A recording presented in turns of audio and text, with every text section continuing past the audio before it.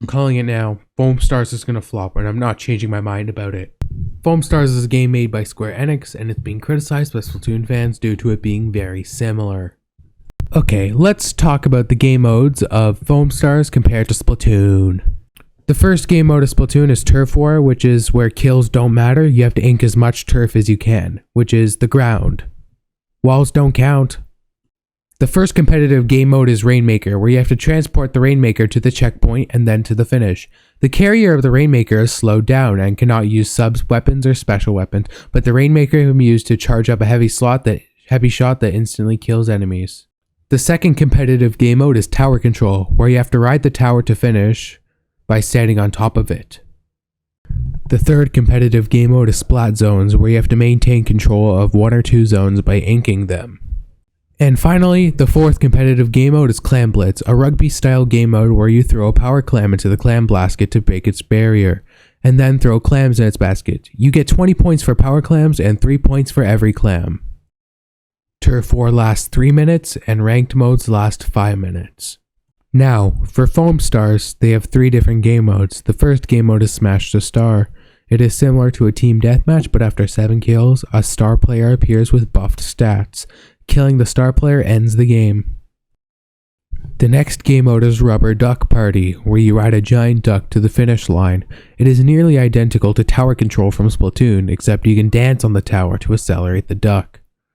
And finally, the third game mode is Happy Bath Survival, a game mode where 2 players are placed in the arena and 2 players out, who can still attack from the outside of the arena. It is a best of 3 game mode. To get a point, you have to eliminate both players who are in the arena.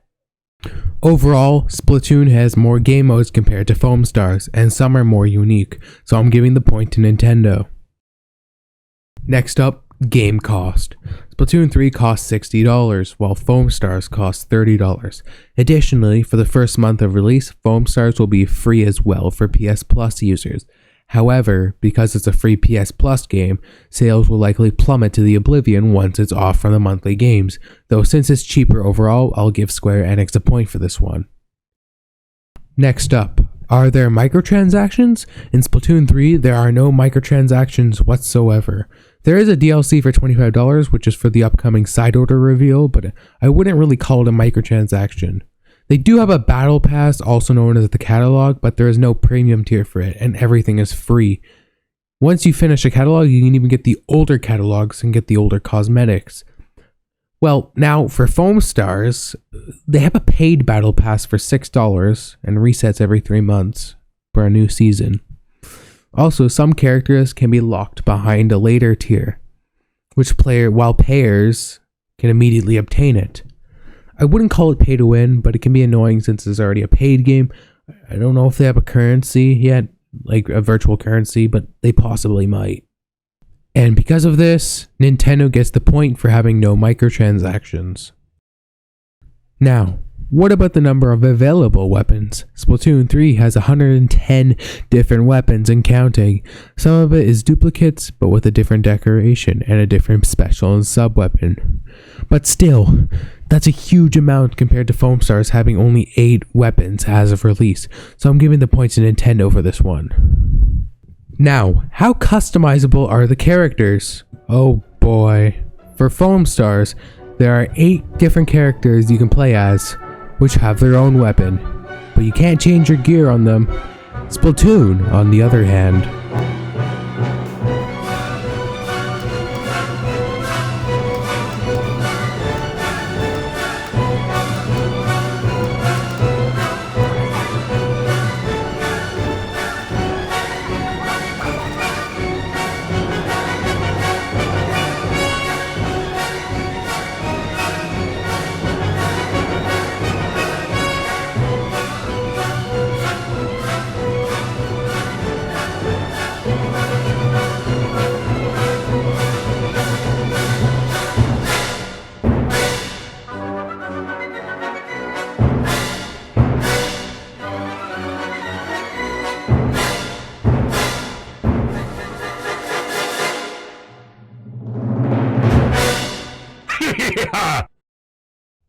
So I think we all know that Nintendo more than beat that category.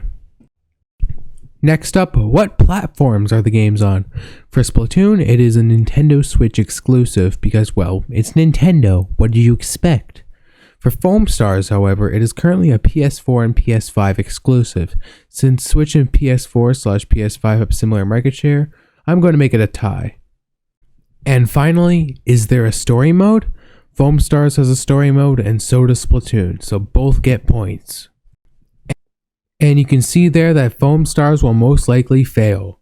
Sure, a cheaper cost and free for PS Plus users, but Foamstars will most likely be unable to succeed. Square Enix has a record of discontinuing games pretty early, so there is a fair chance that this will happen. Now, some dishonorable mentions. Foamstars is planning to use AI-generated art for their album covers, so Foamstars supports AI art. Great. And one for Nintendo, sometimes their servers just don't work.